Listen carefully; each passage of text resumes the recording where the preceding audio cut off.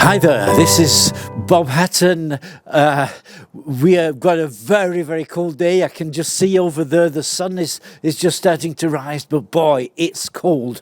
It's about -5 degrees this morning, and maybe tomorrow I'll have to go inside. But it's good that you join me today, and we're going to have a look at a very, very strange story. That's putting it very mildly. It's a sickening story, and if it was up to me, I would have taken it out of the Bible. We find this story in the book of Judges, chapter 19. And funnily enough, it begins there and it says there was no king in Israel. There was no rule of law. There was nobody to uphold the rule of law. So this is what happened.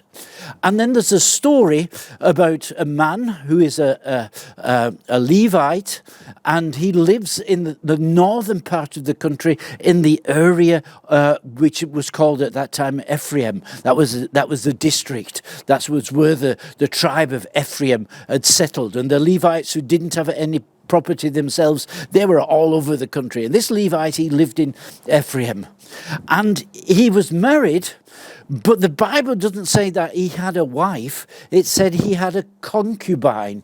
Now, what's a concubine? A concubine is like a wife second class, which means probably that her father couldn't pay the dowry. So she got married, but she's a little bit of, it's just second class. She's not the best choice. She's not the best wife that you what a terrible thing to say. But anyways, it was like that. Now, it says at the beginning of the story that she was unfaithful to him.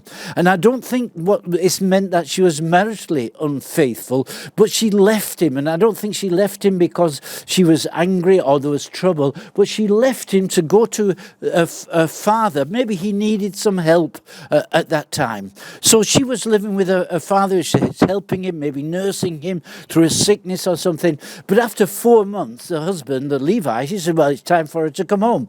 So he went to get her. And where was she? Where did she come from? She came from Bethlehem. Her father was living in Bethlehem. Now we see that there wasn't any animosity or anything, because when this guy arrives in Bethlehem, his in-laws, they welcome him and they offer him hospitality and they spoil him. And he says, now it's time to go. And they say, no, stay another day. And they give him more to eat. And they're very, very friendly to him. And then finally, it's time to leave. I think he's been there for 5 days, and they've given him food, they've given him bread to eat. I mean, Bethlehem, that means the house of bread. So he's got a lot of bread to eat, and when they leave, they fill the baskets up so that they have enough proviant for the journey, and probably also for the week after when they get back home.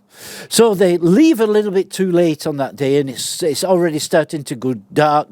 The sun is setting, and they're not very far away from Jerusalem, which was called Jebu in those days. So they said, we're not going there because the Jebusites lived there, and that might be a hostile city to us, because they're a different people, and there seems to always be hostility between differences of nationalities. So instead of going to Jerusalem, to Jebu, they went to Gibeath. And Gibeath was a city in Benjamin, in the district of Benjamin, or that's where the tribe of Benjamin settled. And in Gibeah, they went to the town square, as you know, this was a custom in those days, and they would wait and expect somebody to come by and say, come and stay with us tonight. This was a Middle East hospitality culture. And but they waited there, and it was going dark, and nobody came. They were feeling probably a little bit insecure and a little bit lost. What an inhospitable place. And then an old man came by, and they spoke together, and they found out that he also came originally from Ephraim. So they came from the same place. So he invited them to come and spend the night with him. It was also like hospitality, second class. But anyway, they went there, they went to his house, and they'd not been there very long when a big knock came at the door, and there was a group of men standing outside. Now, my Bible says when I read that this group of men were worthless people, whatever that means. Maybe you can imagine that. And they demanded that this man give this this visitor to them, and they wanted to abuse him. And of course he resisted. It's a little bit similar to that in the book of Genesis, when Lot is in Sodom and he gets visitors, and in the night men come and they want these visitors to be given to them. But anyway, they insist. There's an argument. They're getting very hostile, and in the end, the Levite, he volunteers to give them his concubine. What a terrible thing. What a terrible thing. He's sacrificing his wife, second class. He's sacrificing his wife to them. And he gives them her. And they abuse her, they rape her, they treat her badly, they beat her up. And that goes on for all night. There's nothing to do with love. There's nothing to do with lust. This is just to show we have power over you. We want to show you who is the boss. We want to show you that we have power over you. And unfortunately, that is what's happening all over the world, that one tribe is rising up against another, one nation is rising up against another, and we are saying we are the better nation, we are the stronger nation, and we are going to dominate you. You are going to be our servants, you're going to be our slaves, and so on. This is the fruit of nationalism. And as we see nationalism springing up here and there, even here in Germany, where I'm living, we got a groups of nationalist groups that keep trying to rise up. And this is what happens. They are first class citizens, and everybody else is second class citizen.